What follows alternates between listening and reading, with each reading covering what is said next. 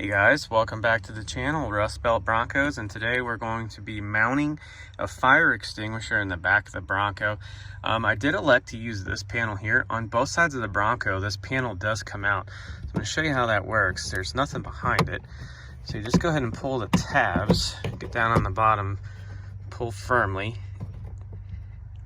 and that will pop off. And as you can see there, it's got little alignment tabs on the back. This will go ahead and mount right in there. So I'm gonna mark my holes where I want this to be mounted, and I'm gonna drill some holes, and then I have a bracket here.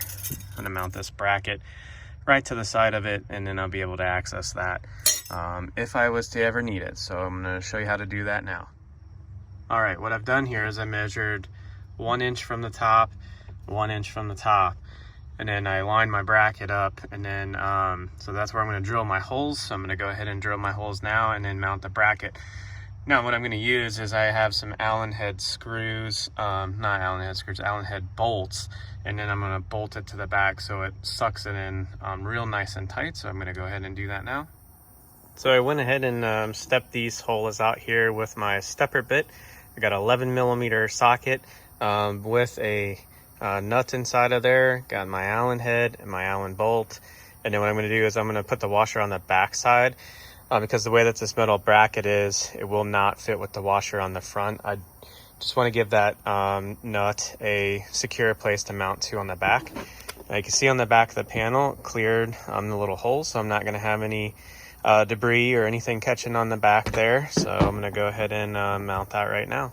All right, now that we got this mounted up to the plastic for the back panel, you can see here everything's bolted in the back. I did have to break that plastic away just a little bit to fit the washer in there, but everything is nice and secure. So we're gonna go ahead and mount this in the Bronco. So here you can see I got everything snapped back into the Bronco. We're gonna go ahead and mount the fire extinguisher.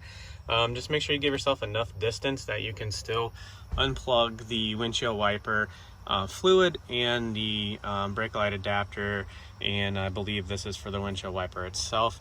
So just make sure you give yourself plenty of room. So I'm going to go ahead and mount this up and push everything in.